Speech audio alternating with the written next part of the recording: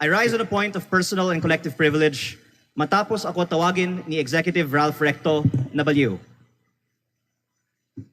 Kung baliw man ako, at least hindi ako magnanakaw. Tila affected si Recto sa mga post ko tungkol sa kanya at si Congressman Edwin Garjola. At mabuti kung magpaliwanag na lang siya tungkol dito. May kinakalat din siya sa social media na ako daw ay may utang sa DOE na 24 billion pesos. Ito po ay walang basihan at inimbento lamang upang tangkang pahinain ang mga binubunyag ko tungkol sa korupsyon sa ating gobyerno. At mas marami pa ang aking sasabihin sa ibang pagkakataon.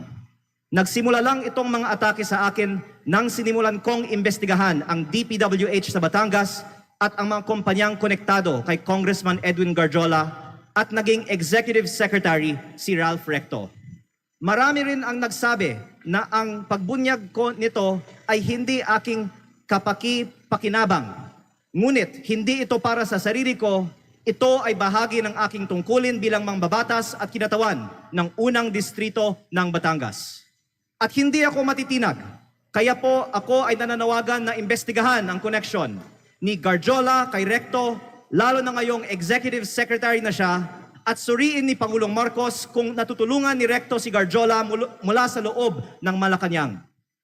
Dahil limitado ang oras ngayon, ilahad ko ang iba ko pang nalalaman tungkol sa mga koneksyon ni Garjola at Recto sa iba pang mga araw. Sisimulan ko lang ngayon sa isang punto. Ayon sa aking tansya at pananiliksik, mahigit 1 billion pesos ang ginastos ni Congressman Edwin Garjola para kay Vilma Santos Recto at Lucky Manzano sa iba pa nilang mga kandidato at sa sarili niya bilang first nominee ng CWS party list sa 2025 elections. Sa aking distrito, ang tansya ko ay 150 million. At ayon sa ibang mga politiko, gumastos sila ng 200 o 300 million sa kanilang distrito.